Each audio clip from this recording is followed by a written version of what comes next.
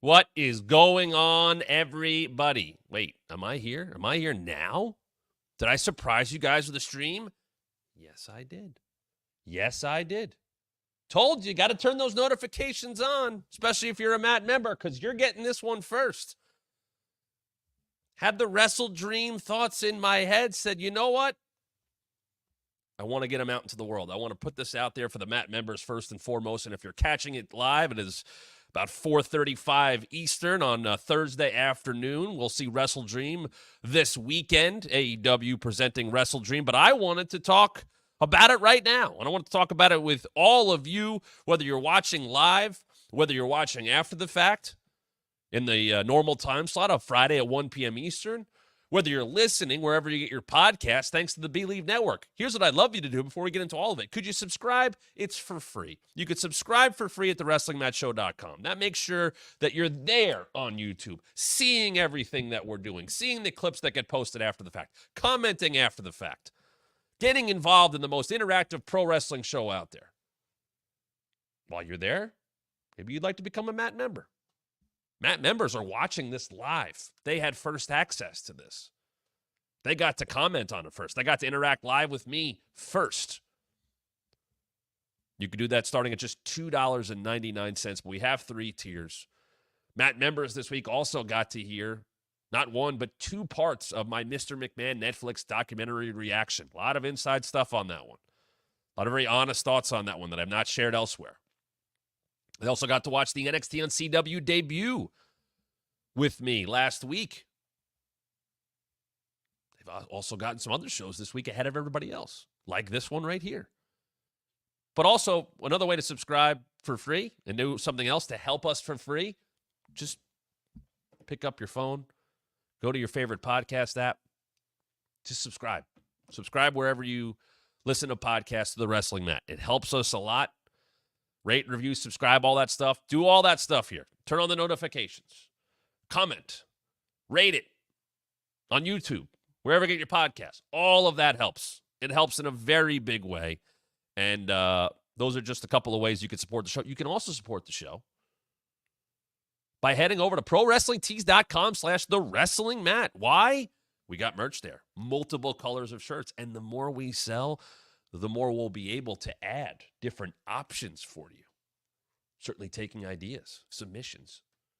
But head over to ProWrestlingTees.com/TheWrestlingMat. Get your Wrestling Mat merch. And if you're a Wrestling Mat member, guess what? You get discounts on Wrestling Mat merch. Got to head over.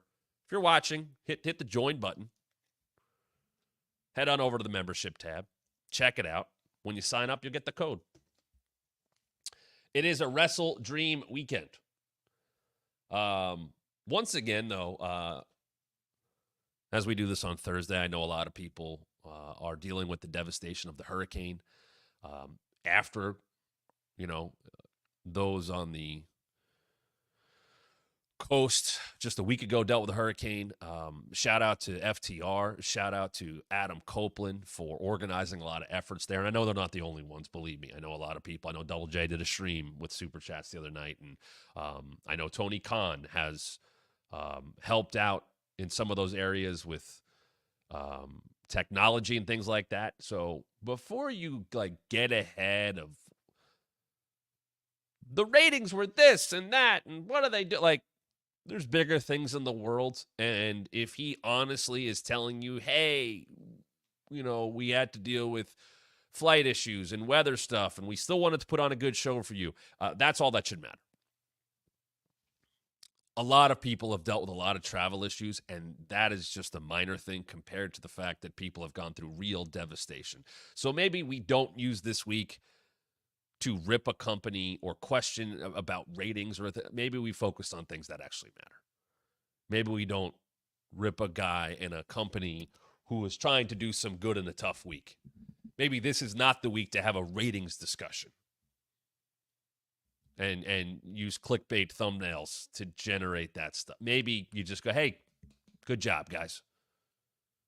Maybe we appreciate the fact that people pulled together to not only help with these unbelievable natural disasters, but that people got on planes and made the trip to put on a wrestling show like I try to do here for the people that have said it to me, to just give you a little entertainment.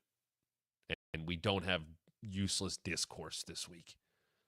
It's not the week for it. It rarely is, but especially not this week. All right, that's my soapbox moment. I hope everybody is safe. Please look at ways that you can help them out. I have done the same.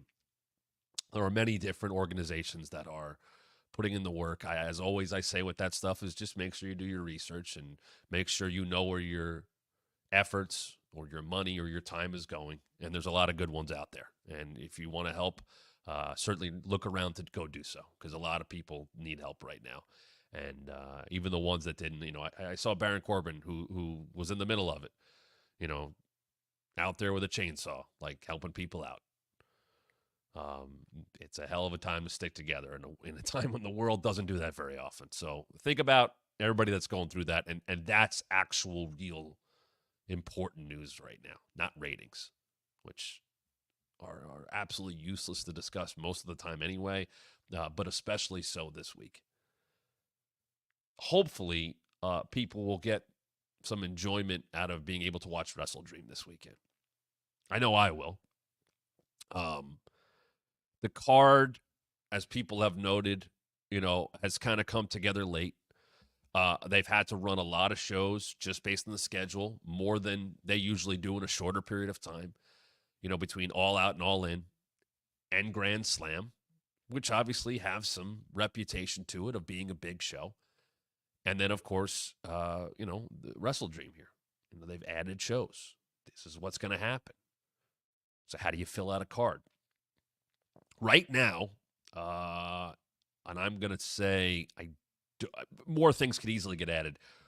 11 matches announced for the show. I know there's 0 hour stuff. Atlantis Jr. and Brian Cage for the ROH World Television Championship. Do we know if MXM and Acclaimed are on the regular show or not? I've seen it both ways. We will see. I'll just leave it at that. We will see. I'm not sure. But let's go through this card. Let's see where we're at. I want to come back to something we talked about a lot yesterday. We put up a short about it today on our social media, which you can follow at WrestlingMatt23, which you can obviously follow at the Matt Camp. But right here, this picture. This is not a picture between, as we're looking, for those listening, of Darby Allin and Brody King. Over a week ago, this was not something that was in play. A week ago on Dynamite, when Darby, in a very good pre-taped package, threw the challenge out there. And initially, I said, it's a good thing to get Darby heated up again. Let's get him on the card. They're in his home state. He should be on the show. Yes, he got beaten by Moxley, lost his world title shot.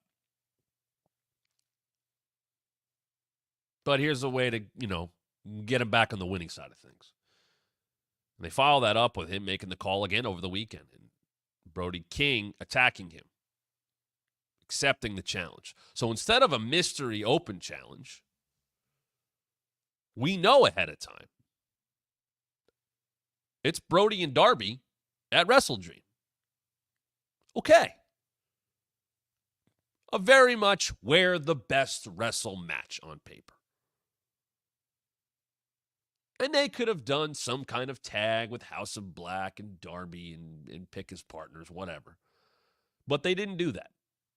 Instead, they gave these two guys a chance to tell this story with the microphone.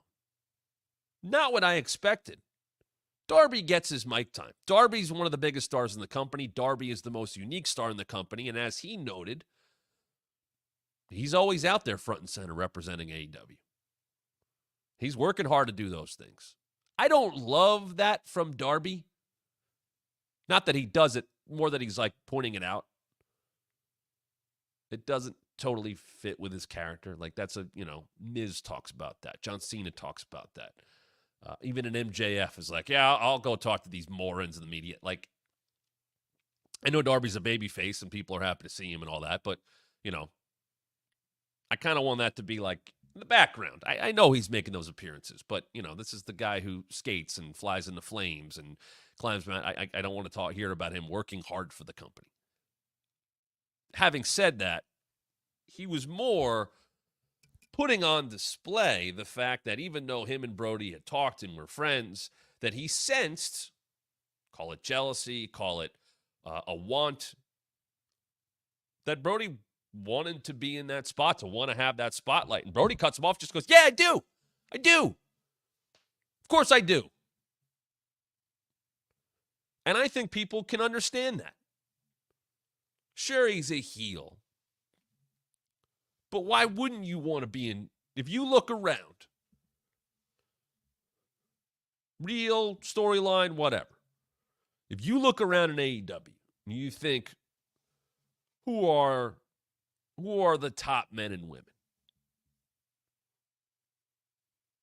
Who are in spots that are coveted?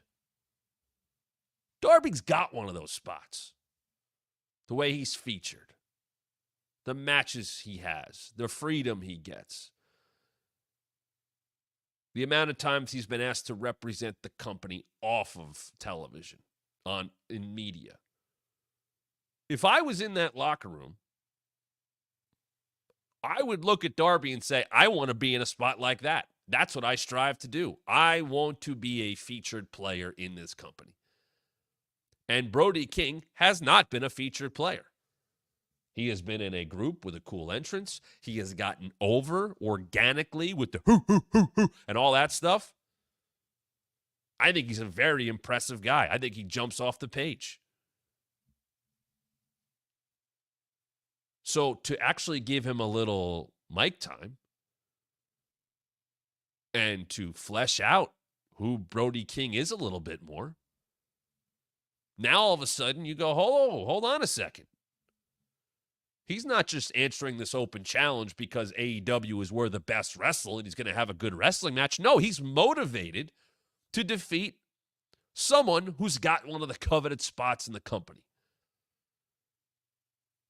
And Darby's going, you know what? Fine. If you want to fight, let's do it right now. Come on. And Brody, you could tell, wants to go, but at the same time, well, get up and fight me then. And they do. And Darby's always going to do that. Darby doesn't care who you are, how big you are, how much of an underdog he's going to go fight. That's why people like him. That's why he is a great underdog for the company right now. But Brody isn't in Darby's spot. So all of a sudden, I look at that match differently, especially since Darby outsmarted Brody and hit him with that rock and bloodied him. And that pissed him off. So a week ago, I would look at this match and say, it's an open challenge. It's a way to get Darby a win. And now a week later, I could certainly see Brody King winning this match. I probably would have Brody King win this match and just tell the story, as I discussed a lot yesterday, of, hey, Darby, maybe he's biting off more than he can chew. Maybe he needs to take a breather. Maybe all the people say that he's doing too much are right.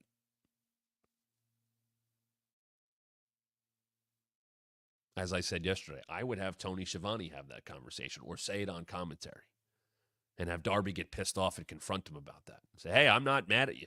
I think you're a true great star from this company. I have seen some greats. And this is the thing. This is always something that they have that they can use. They have a couple of guys like this where their words matter. Tony Schiavone has seen everything.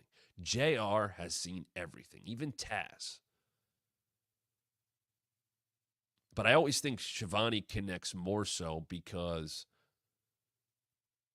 his enthusiasm is very apparent. But he's also the guy that everybody likes.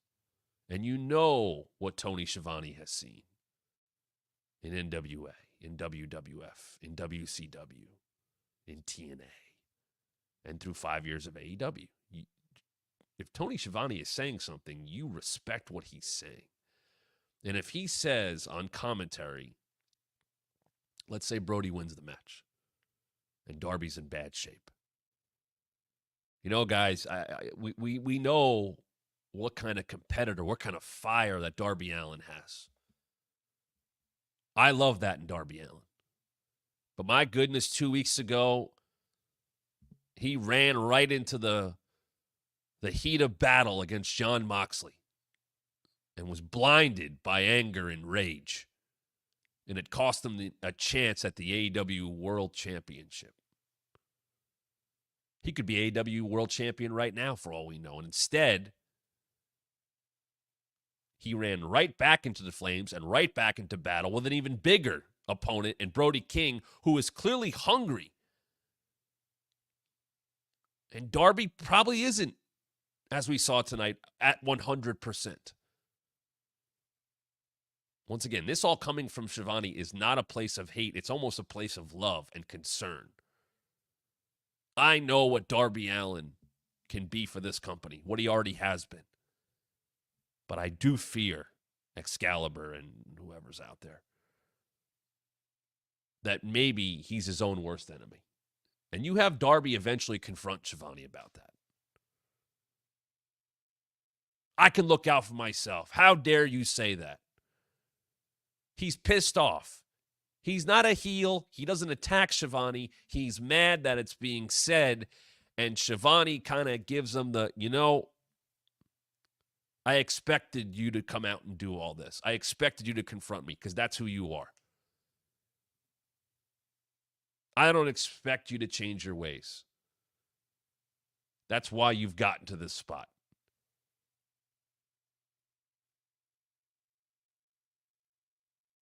I'm just saying that maybe you need to take a look in the mirror. Maybe you need to take a step back and take a breather. Look what's happened to you over the last couple of weeks. Look what's happened to you over the last month. You lost to Jack Perry. You could have been TNT champion again. You didn't. You lost your AEW world title shot. You put an open challenge out to a monster and he beat you.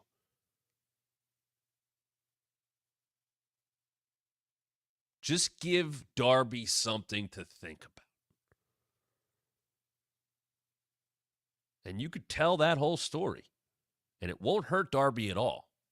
It will only build him up. It will only build up him as a character. And it'll give more reason for people to get behind him. And at the same time, you give Brody King a nice win. I could see Brody King being a babyface in AEW. And they could use more of that. They need heels. And they need they need it. It goes back to my conversation of bigger guys. You think of right now the landscape of AEW and look at your champions. Look at what the champions could end up being. Is Moxley world champion by the end of WrestleDream? Is Takeshita the international champion by the end of WrestleDream? Is Jack Perry still the TNT champion? Very likely by the end of WrestleDream. Are the Young Bucks tag champions or is it a private party? Mariah May, probably going to defeat Willow. She's a heel. Mercedes Moné, not even on the card. She's a heel. Got a lot of heels on top. And very likely, and I think correctly so, Mox's group should be positioned by the end of the night as the top act, as the featured act, as the most dangerous act, and in control of the AEW World Championship. So maybe there needs to be other baby faces involved. Hell, who's to say you can't build up a Brody King as a baby face who's got that kind of size that go, oh, Jesus.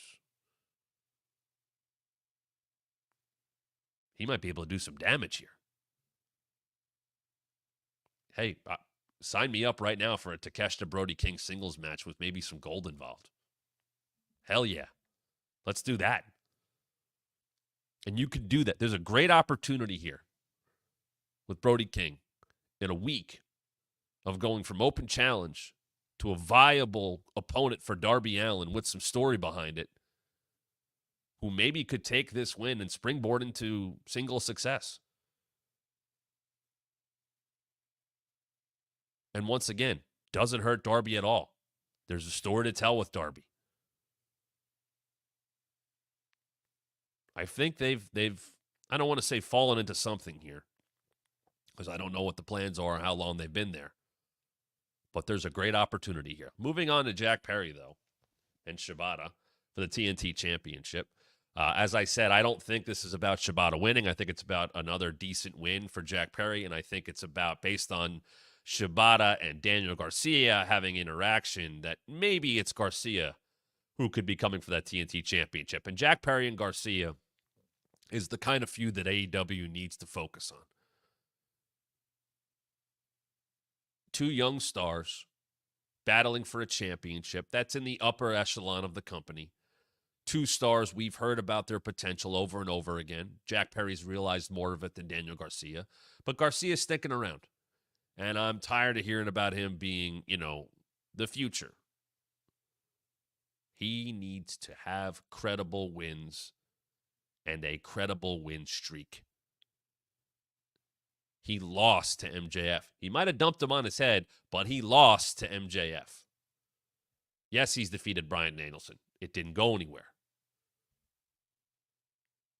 Garcia needs credible wins with a direction, and he needs to win something big.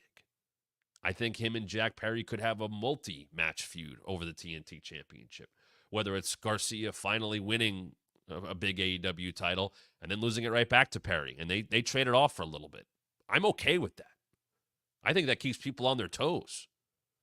That's why I liked MJF beating Osprey and then Osprey beating him back for the title. It's a good battle. Osprey got elevated by that, and MJF is still main event MJF whenever he comes back. Jack Perry wouldn't lose anything losing the TNT Championship to Daniel Garcia. It would elevate Daniel Garcia, and Perry could get another shot and beat him. And then it's a question of, once again, was Garcia a fluke? And then he proves he's not a fluke and he wins the title. There is a multi-month feud that they can get out of two of their stars that theoretically will be even more important over the next few years as they enter a new television deal. Chris Jericho against Mark Brisco for the ROH World title has come. Here are the chain of events. Chris Jericho loses to Orange Cassidy. Continues feuding with the conglomeration after the Hook stuff. The Hook stuff's gone back and forth, all that stuff, right? So Chris Jericho has theoretically lost his last two feuds. Orange Cassidy and Hook. And we come to this show, and as I sit here on Thursday, early evening, late afternoon, Hook is not on this card, having taken the FTW title back and put away Roderick Strong and retired that title as he continues to look for the attacker on Taz, which may or may not be Christian, who's also not on the card. And Orange Cassidy, and I'd have to look this up, I feel like he's on every show. Correctly so. And he's not on this card. So two guys Jericho has lost to are not on the card, and Jericho is, as he continues his battles with the conglomeration. I get that it's connected to the conglomeration. I just want wins and losses to matter. And he's made it personal by bringing up Jay Briscoe, and it allowed Mark to cut a serious promo this week. Now, Jericho's been ROH World Champion before. So there's a couple ways this could go. You could have Jericho win it again, and then have Mark chase. And if you think that gives Mark Briscoe more of a spotlight because he's in there with, that is your opinion. I can see some merit to that. Do you have Chris Jericho lose? And then it's a matter of, well, he lost to Briscoe. He lost to Hook. He lost to Orange Cassidy. Maybe that's a way to refresh Jericho when he goes away.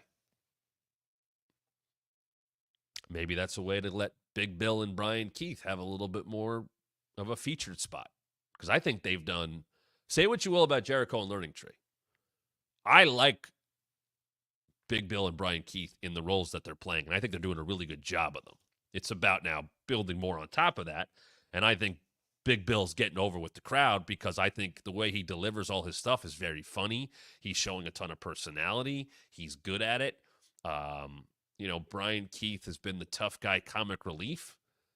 I enjoy those two. Maybe if Jericho were to lose and go away, Big Bill and Brian Keith kind of spread their wings a little bit. And then they realize, hey, we don't need Chris. And Chris comes back. Maybe Brian Keith stays with Jericho and Big Bill breaks off from him. Now you have a chance to launch Big Bill a little bit more.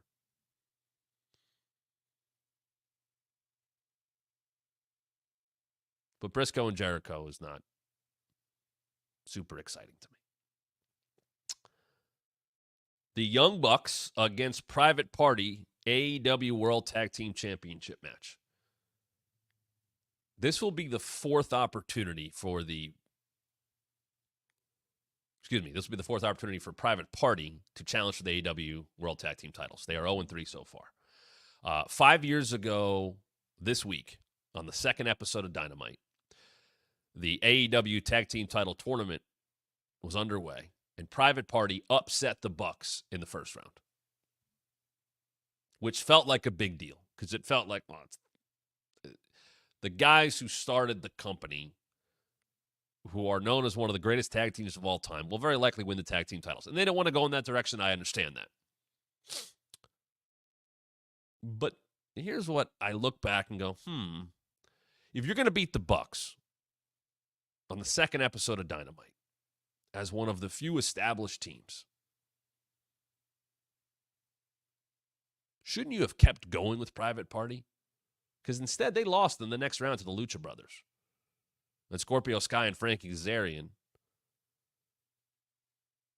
ended up being the first ever AEW Tag Team Champions. And it really feels like, for a variety of reasons, injuries, booking, separation, that Private Party really hasn't progressed up the card. Now they seem to be getting more of a look, more of an edge. You have Stokely Hathaway trying to acquire them as clients. They rebuffed him. And it does feel very much like, hey, I've heard a lot about these guys. But at what point do they start winning? Is this the time? Is this the time for Private Party to get the win that has been so elusive in their 5-year AEW careers? Are they the team? Because whether you like the Bucks or not, someone's got to knock them off. Someone's got to knock the smug look off their faces. And you want to do so, and you want to get a big reaction out of it. So I ask you this. Is Private Party hot enough to win and get that reaction? And if the answer is no, is it no because you don't think they're hot enough? Or is it no because you think there's another team? I've made this argument before. I am one of many who believe. And I also know that dollars and cents can be the bottom line sometimes. The Outrunners are over. The Outrunners have organically got over. The Outrunners are moving merch. If you want a barometer for who's moving the needle, that's one of them. As an act that is rarely on Dynamite, rarely on the A Show. As I've talked myself through it more, I wouldn't have Private Party win. I don't think they're over to that level that a win over the Bucks would be as big of a deal as, let's say, you put the Bucks out there against the Outrunners. You don't make it that big of a hyped match. It's a TV match, but you have the Outrunners go over. And you have, the Bucks slip on a banana peel type of thing, and it is a major upset. They did beat the Grizzled Young Vets recently, so they're at it. That is something that I kind of went, oh, okay.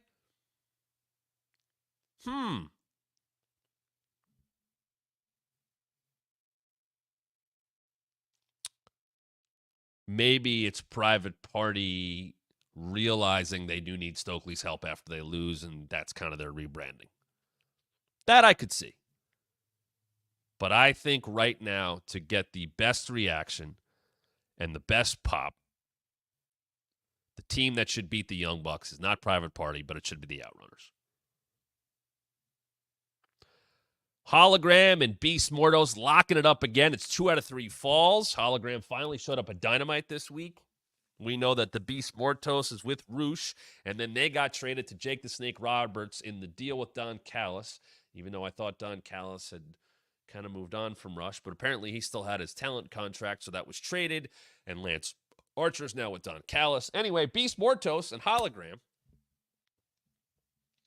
2 out of 3 falls. Beast Mortos is excellent. If you haven't watched him or haven't seen a lot of him, go make a point to watch him. He is one of those guys that you could line him up against anybody, and I'm going, ooh, I wonder what that match will look like. And that's happened a couple times. And obviously him and Hologram have shown that they are great in the ring together. Hologram has not lost yet. Beast Mortos loses probably too much. And I think now that you've put him with Jake the Snake, I look at that and say, maybe this is a way, not for Hologram to lose the match, but to lose a fall, to win it 2-1 kind of thing. And then have Jake's group beat down Hologram after, and maybe you set up something with him and Roosh. Should be a fun match, as these two guys tend to put on. Mariah May and Willow for the AEW Women's World Championship. Very good foils for each other. This is a rematch of the Owen final. It's a rematch of, it's a match of the last 2 Owen Cup winners. Both have since won championship gold. I like that they both got their shots in on each other. And I know they had to, make some adjustments on the fly with no Britt. And would it have been Britt? Will it be Britt next up? We'll see. Mariah needed this. She needed this caliber of opponent. This will be a good win for her. Obviously, I don't think they're going to take the title off of her yet, but she needs these kind of quality wins with an opponent that really she can play off of. And I think her and Willow are such good personalities that are different from each other that it makes for good chemistry. And while they won't have much more time to promote this, I think this is something that won't necessarily continue on, but something that they could revisit down the road. Hangman and Jay White. Ooh, a battle of 2 guys who very much feel like they need this win. Hangman, obviously, as I always call him, the main character of AEW. Continuing to just make all of his stuff matter. His promos are great. He's on this revenge tour. Now, the one thing that I wonder about is him and Swerve being under the same roof again, because Swerve is coming back at WrestleDream. And yes, maybe Swerve is pointed in the direction of whatever's going on with MVP and Shelton and Prince Nana and what I would assume to be Bobby Lashley. But I do want some acknowledgement of Swerve and Hangman being in the same building. I would like some acknowledgement of commentary noting that and going, yes, security has been on alert. We don't need what we needed at the pay-per-view when they were surrounded by security the entire day before their match. But just tell me that security and Tony Khan has put security on alert. Because they know what happened the last time Swerve and Hangman were in the same place. That's all I'm asking for. And they can go in different directions. Hangman beat Swerve. I'm not saying that story will ever be over, but for right now, that chapter seems to be closed. Of course, you can make the argument that Swerve should want to come back after Hangman. He was out there when he lost the world title. He set his house on fire. He put a syringe in his mouth. He crushed him with a chair.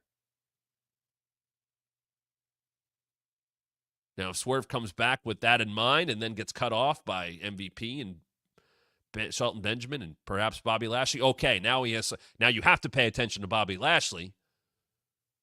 That's fine.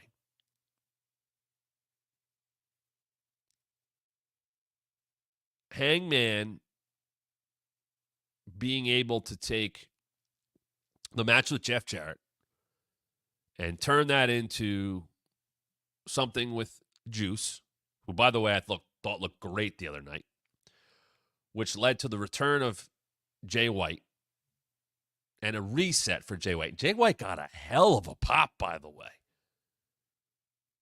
in his return from injury to save Juice.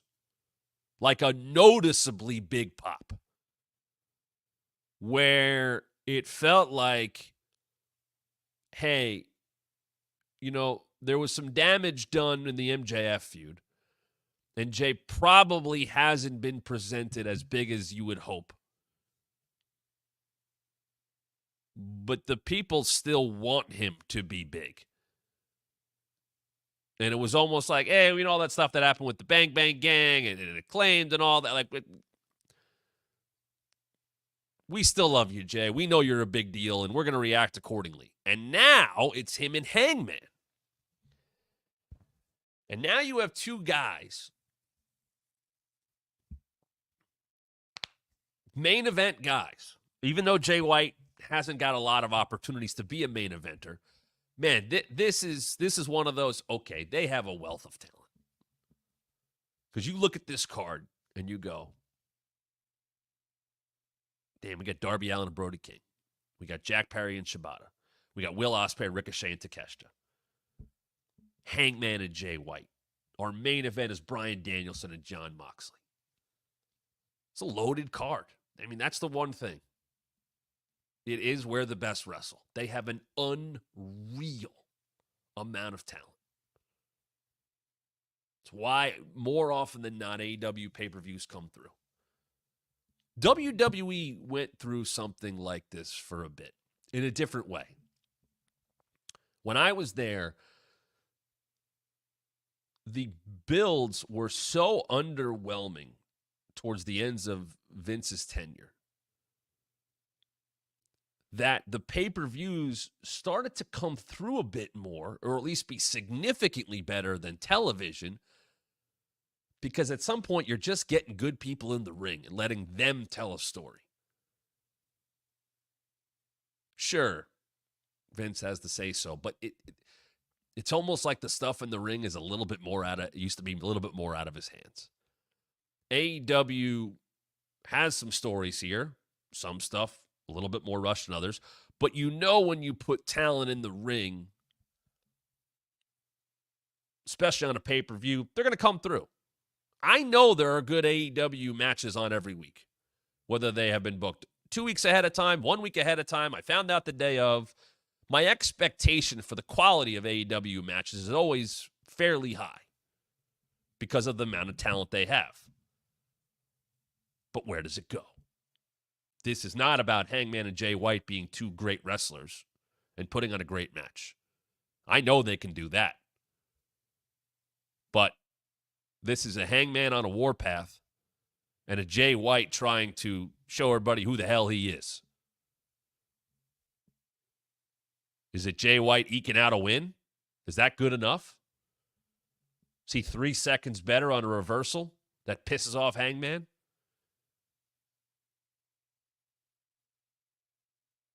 Is it Hangman continuing his winning ways? And sometimes, you know what? That's more important. More important for Hangman to win this match because perhaps we are setting him back in the direction of the AEW World Championship. And maybe this win just means more to the overall direction of the company. But the nice part is it's up for grabs. That's what a lot of pay-per-view matches should be. Will Ospreay, Ricochet, and Konosuke Takeshita for the AEW International Championship. I'm glad they have killed what was left of any kind of relationship, partnership with Will Ospreay and the Callis family and helping him out because of Kyle. And Callis basically saying this week, yeah, I sent Takeshita out there. I don't like you. I don't like that you're not listening. I don't like that you're dragging Kyle down. Blah, blah, blah, blah, blah, blah, blah, blah. When they announced Will and Ricochet for the 5-year anniversary, I said, is this a draw? They could go to a draw. I can understand that. You probably don't want to beat Ricochet, and you're not beating Will yet for the title. And instead, and this is a very good thing,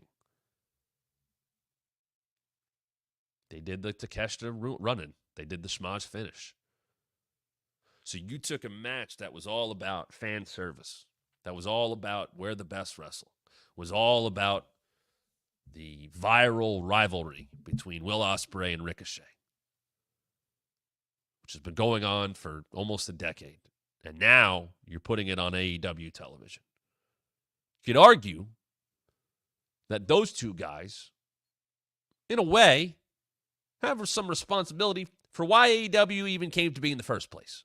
Because there was an audience for the kind of wrestling they did. Even if it pissed people off, a lot of people also went, whoa, what are those guys doing? And it got them attention outside of wrestling. And I think it inspired a lot of people. I think it had people, like I said, I think that matches, why wrestlers worked for the GIF to get noticed. It works. That catches eyeballs. You do cool stuff, makes it interesting. So Takeshita coming out to ruin that is the way to put the heat on him you want to put on him. And also gets him involved to go after that title. And now he will. So I look at it in two ways. You keep rolling with Will Ospreay. You could do that. You could easily keep rolling with Will Ospreay. I would have him pin Ricochet. And I would have Takeshita and Don Callis go, you didn't beat us. We want that shot. And I'd be good with that. Or you have Takeshita beat Ricochet and Ospreay go, you didn't beat me, bruv. We need to do this properly. We need to do this with just me and you. Because I think there's more money in Will Ospreay and more money in Takeshita. I would put Ricochet third on that list. It's not a knock on him. I just see higher potential in the other two guys. So either Ospreay pins Ricochet and Takeshita goes, you didn't beat me, let's go. Or you have Takeshita beat Ricochet and Will says, hold on. You might have that title, but you didn't beat me for it. And then I would have Takeshita beat Will Ospreay too. It's another chance to build a guy. It would not hurt Ospreay, and I think Ricochet is exactly what he is, and we know that already. He can lose, won't change his standing. As you can tell, there's a few chances on this show to really push to the future and establish some talent in a way they haven't been established before, and tell some stories that can take you into the rest of the year and into 2025. And a big one of the biggest story is the main event. Bryan Danielson, Jon Moxley, AEW World Championship. I laid out my plan before Allin of Danielson winning, going to retire, Darby talking him out of it. Hey, I got the shot at Grand Slam, fight me there. Danielson beats him. Swerve comes back at WrestleDream. And Danielson loses there, and Swerve's champ again. They are not doing that.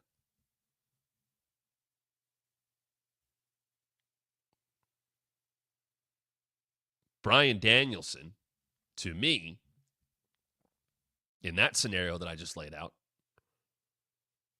would have been the right way to reestablish Swerve as the guy, or one of the guys, but as the world champion. Bryan beats him once. Swerve learns from his mistakes. Beats him in Washington. They're both from Washington. Okay. And Danielson puts over Swerve on his way out the door of a full-time career. That opportunity remains for Bryan Danielson to put the company in a better position by going out on his back. But the way and who of that has changed. And you might go, if you think that Jon Moxley needs Bryan Danielson to put him over for the world title to elevate Moxley, Matt, you're nuts. If you just said it like that, sure. Jon Moxley is arguably the biggest name in AEW. He's arguably been the most consistent main eventer that they have had. The majority of his stuff has been way more good than bad. But that would be you telling me about Jon Moxley before All Out. Before he put a plastic bag on Bryan Danielson's head to make it deadly, literally deadly clear that the Blackpool Combat Club is dead, that what they stood for was lost, that the man who they stood beside wasn't carrying out what they were trying to do. And instead, he became AEW World Champion his way. He embraced his family. He wasn't about changing the culture. And he was. But according to Jon Moxley, he's not doing it the right way. And they are going to the top to make an example. Moxley says, it hurt me that it was you, and I didn't want it to be you, and I didn't want to have to do this. But he did. There's something to jump-starting an angle. I equate what Jon Moxley did with that plastic bag to the Nexus angle. Because nobody expected it, and it was unbelievably shocking. There's imagery. There's vivid imagery. The Nexus thing seemed like utter chaos. It was played like utter chaos. Who are these people? What are they doing? And who did they wreck? They wrecked John Cena. These are guys who were on a game show a week prior, and then they show up and they take out the guy. They take out Bret Hart. They take out Ricky Steamboat. And they take out Vince. They should have won at SummerSlam, but that's a whole different story. But you make who they are important from the jump. Yes, Jon Moxley has always been important.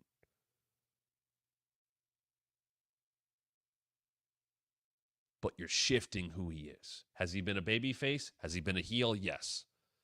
But there's always been too easy a way to get back to the other. You put him against some heel, so he's a babyface again. He beats up a babyface because he wants to fight, so he's kind of a heel again. And Danielson went through that too, as did Claudio. But now, no. You put a plastic bag over Bryan Danielson's head 2 weeks after the most emotional and biggest victory of his career, his words, in front of his family. Literally all in. 2 weeks later, after he's able to defeat Jack Perry,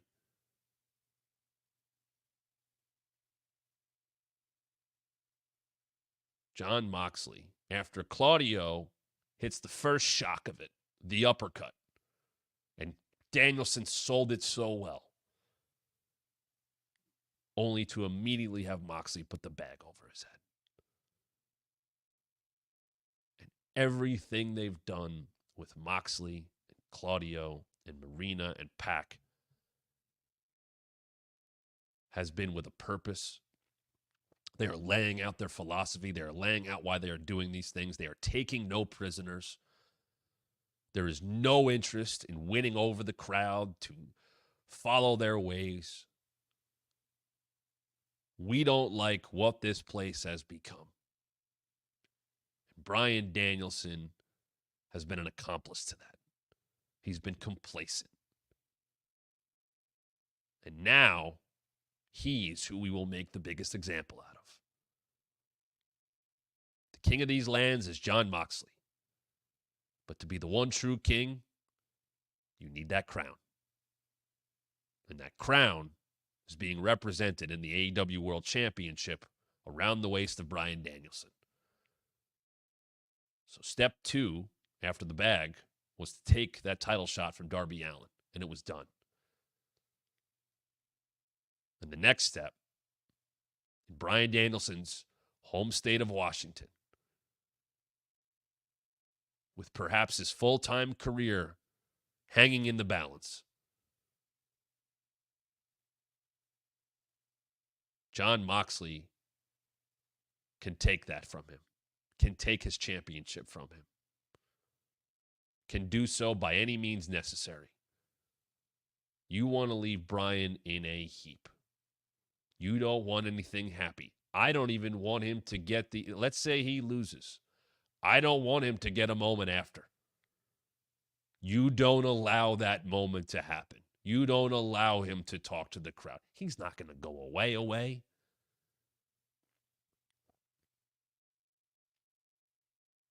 He mentioned it in an interview this week. How his body just kind of like broke down on him during the match with Okada and he couldn't get his kicks across. Now, that might be him playing into the fact that, hey, I'm a vulnerable world champion. And maybe Jon Moxley can look at that and he's ripe for the picking. You could do that. He could also be telling the truth in that he needs to shut things down. The best way to shut things down and help a company that he loves is to get absolutely destroyed by Jon Moxley on Saturday.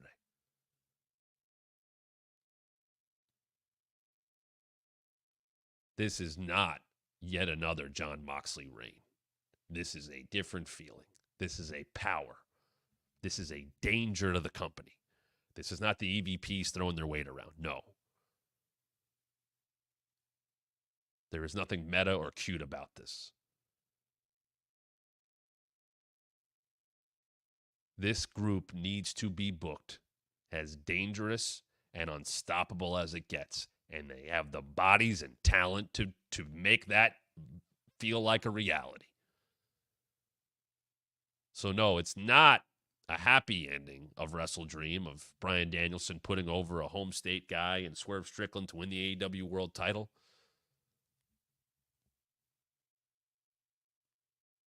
Bryan Danielson needs to lose to get the most out of what Jon Moxley and his group are and will be. And at some point down the road, in 2025, the man who should defeat Jon Moxley for that AEW World Championship is the man who Jon Moxley took that title opportunity from, and that is Darby Allin. And we have a long time to tell that story. I don't want Bryan Danielson's full-time in-ring career to be over. But if that is the case, based on the next time he loses, then that might be the case on Saturday night. And I'll be back on Monday to talk about it even more right here on The Wrestling Mat. Go to ProWrestlingTees.com/The Wrestling Mat to get your merch. Subscribe for free wherever you get your podcast, thanks to our friends at the Believe Network. And also, subscribe for free here on YouTube. Become a Mat member. You would have watched this one live like Nerdy Dude is. He's watching. He says, what if Mox chokes Danielson out so Danielson can't say anything? Yes. Put him on oxygen, on a gurney. I don't want him to get his moment. Not because I don't want him to get his moment, but because Moxley and company prevented it. You want nothing happy to come out of that match.